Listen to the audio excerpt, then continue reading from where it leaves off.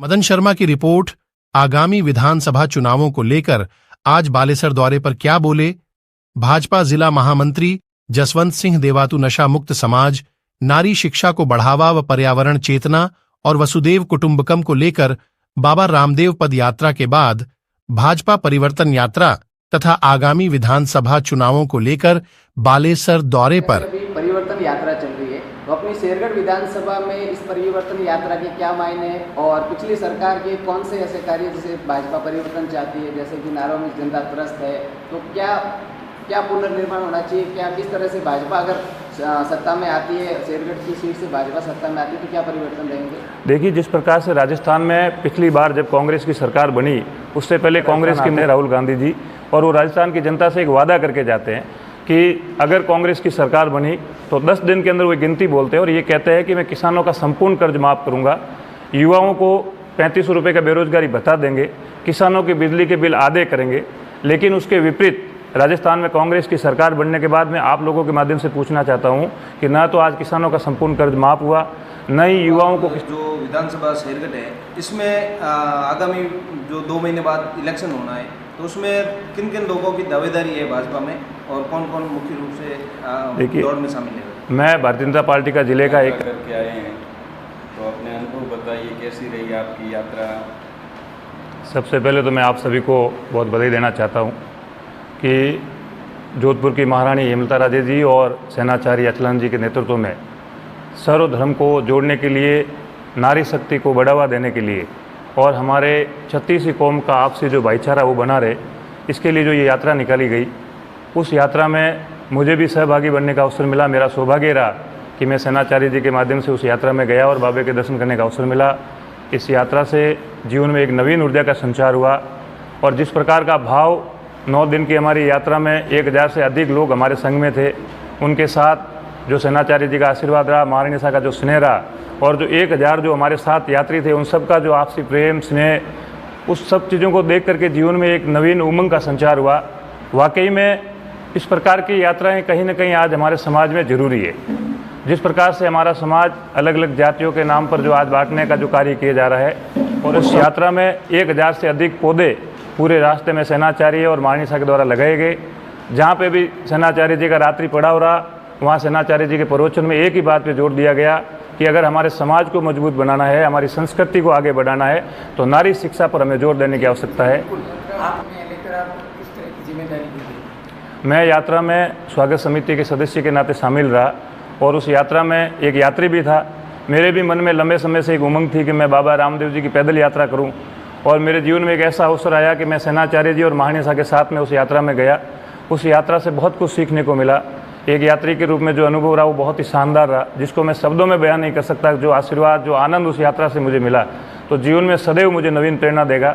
और आप सबके भी मैं मंगल, स्वास्थ्य की, उत्तम स्वास्थ्य की, उज्जवल भविष्य की कामना करता हूं कि बाबा रामदेव जी की कृपा सभी के ऊपर बनी रहे। राजस्थान आते हैं राहुल गांधी जी और वो राजस्थान की जनता से एक वादा करके जाते हैं कि अगर कांग्रेस की सरकार बनी तो 10 दिन के अंदर वो गिनती बोलते हैं और ये कहते हैं कि मैं किसानों का संपूर्ण कर्ज माफ़ करूंगा, युवाओं को 3500 रुपये का बेरोजगारी भत्ता देंगे, किसानों के बिजली के बिल आधे करेंगे। लेकिन उसके विपरीत राजस्थान में कांग्रेस की सरकार बनने के बाद मैं आप लोगों के माध्यम से पूछना चाहता हूं कि ना तो आज किसानों का संपूर्ण कर्ज माफ़ हुआ, न ही युवाओं को। आप राजनीति में कितने समय से एक्टिव हैं? मैं 2002 में विद्यार्थी परिषद का कार्यकर्ता बना और जब मैं कॉलेज में गया 2002 में मेरा एडमिशन हुआ, तब मैं विश्वविद्यालय इकाई का सचिव बना ABP का। उसके बाद से लेकर लगातार विश्वविद्यालय इकाई का अध्यक्ष रहा। फिर मुझे छात्र संघ का चुनाव लड़ने का अवसर मिला, तो मैं 2004 और 5 का जो छात्र संघ का चुनाव था उसमें मेरी फैकल्टी का वाइस प्रेसिडेंट रहा और उसी दरमियान वाइस प्रेसिडेंट के साथ ही मैं एकेडमिक काउंसिल का मेंबर रहा। और उस समय जो हमारे विश्वविद्यालय का छात्र संघ कार्यकाल था, उसमें सबसे कम उम्र का एकेडमिक सदस्य होने का मुझे अवसर मिला। ये भी सौभाग्य मुझे आप लोग। उसके बाद में मैं विश्वविद्यालय में ABVP का जोधपुर का जिला संयोजक रहा। उसके बाद में मैं राष्ट्रीय कार्यकारिणी का सदस्य रहा। साथ ही जब UPA की सरकार में भ्रष्टाचार इस देश में चरम सीमा पर था, चाहे 2G घोटाला हो, 4G घोटाला हो, स्पेक्ट्रम हो या अन्य प्रकार के कई घोटाले इस देश में हुए, उस समय पूरे देश के अंदर युवाओं ने एक ठाना कि भ्रष्टाचार के खिलाफ हमें लड़ना है।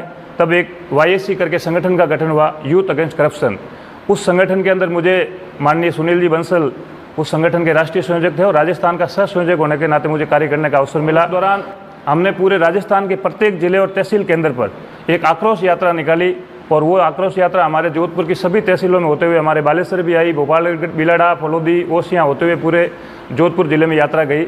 और उस यात्रा के माध्यम से हमने उस समय के युवाओं के अंदर भ्रष्टाचार के खिलाफ एक नवीन ऊर्जा का संचार किया और जो यूपीए के घोटालेबाज सरकार थी उसके खिलाफ लड़ने का कार्य किया। और उसके बाद मैं बिल्कुल एक अगला सवाल मेरा ये है कि शेरगढ़ के अंदर ऊंची से वो पीजी महाविद्यालय कर दिया, उसमें अभी तक एक टीचर है, उसको लेकर क्या है? शेरगढ़ अभी वर्तमान में मैं जैसे कई बार शेरगढ़ गया हूँ, बालेश्वर आया हूँ, यहाँ महाविद्यालय हो गए, अच्छी बात है, लेकिन महाविद्यालय के अंदर आज अगर हम देखें तो शिक्षकों की कहीं ना कहीं कमी नज़र आती है।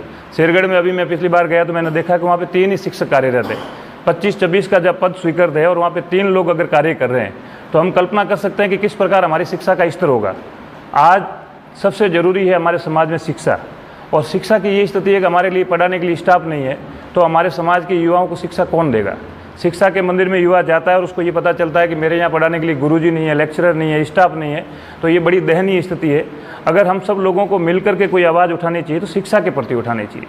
अगर हमारे समाज को आगे बढ़ाना है, हमारे प्रदेश को आगे बढ़ाना है, हमारे इस शेरगढ़ क्षेत्र को आगे बढ़ाना है, तो सबसे ज़रूरी उसका अहम हिस्सा है वो शिक्षा है। भाजपा परिवर्तन यात्रा चल रही है, तो अपनी शेरगढ़ विधानसभा में इस परिवर्तन यात्रा के क्या मायने हैं और पिछली सरकार के कौन से ऐसे कार्य जिसे भाजपा परिवर्तन चाहती है, जैसे कि नारों में जनता त्रस्त है, तो क्या पुनर्निर्माण होना चाहिए? क्या किस तरह से भाजपा अगर सत्ता में आती है, शेरगढ़ की सीट से भाजपा सत्ता में आती है, तो क्या परिवर्तन रहेंगे? देखिए, जिस प्रकार से राजस्थान में पिछली बार जब कांग्रेस की सरकार बनी उससे पहले कांग्रेस के अब आप जो विधानसभा शेरगढ़ है इसमें आगामी जो 2 महीने बाद इलेक्शन होना है, तो उसमें किन किन लोगों की दावेदारी है भाजपा में और कौन कौन मुख्य रूप से दौड़ में शामिल है? मैं भारतीय जनता पार्टी का जिले का बेरोजगारी भत्ता मिला और बिजली के बिल आधे होने की बजाय दुगने हो गए। फ्यूल सरचार्ज के नाम पे हम लोगों से अधिक वसूली की गई। और दूसरा, अभी जो राजस्थान सरकार कह रही है कि हमने महंगाई राहत कैंप लगाए, तो आज हम अपने बिजली के बिल उठा के देखते हैं तो महंगाई राहत की बजाय वहाँ पे फ्यूल सरचार्ज के नाम पे जो बिजली का शुल्क बढ़ा दिया गया। तो इस प्रकार की अनेक कांग्रेस सरकार की विफलताएँ हैं। और आज विशेष करके जो युवा वर्ग है, राजस्थान सरकार के अंदर जिस प्रकार की भी कोई भी परीक्षा का आयोजन हुआ, सभी पेपर उसके लीक हुए। तो मैं ये कह सकता हूँ कि राजस्थान की सरकार वीक है, इसलिए राजस्थान का प्रत्येक पेपर लीक है, युवा इससे त्रस्त है। आम युवा के भविष्य के साथ जो खिलवाड़ हुआ है उसके खिलाफ, राजस्थान के अंदर फैली आतंक और अराजकता के खिलाफ पूरी भारतीय जनता पार्टी और राजस्थान का प्रत्येक नागरिक परिवर्तन लाना चाहता है। उसी को लेकर के भारतीय जनता पार्टी के प्रदेश नेतृत्व के द्वारा पूरे राजस्थान में परिवर्तन यात्रा निकाली जा रही है। उस यात्रा में हमारी जो यात्रा है वो रामदेवरा से प्रारंभ हुई और आगामी 18 तारीख को हमारे यहाँ पे जिले में आएगी और बालेश्वर में भी उसकी एक सभा की जाएगी। कार्यकर्ता हूँ, मेरे पास जिले में महामंत्री का दायित्व है और इस दायित्व के नाते मैं आपसे इतना ही कहना चाहूँगा कि भारतीय जनता पार्टी जिस किसी को भी प्रत्याशी बनाएगी, हम सारे कार्यकर्ता मिलकर के कंधे से कंधा मिलाकर उसके साथ लगेंगे और हमारा एक ही लक्ष्य रहेगा कि शेरगढ़ में भारतीय जनता पार्टी चुनाव जीत के जाए और राजस्थान के अंदर प्रचंड बहुमत से भारतीय जनता पार्टी की सरकार बने, उसमें शेरगढ़ का भी योगदान।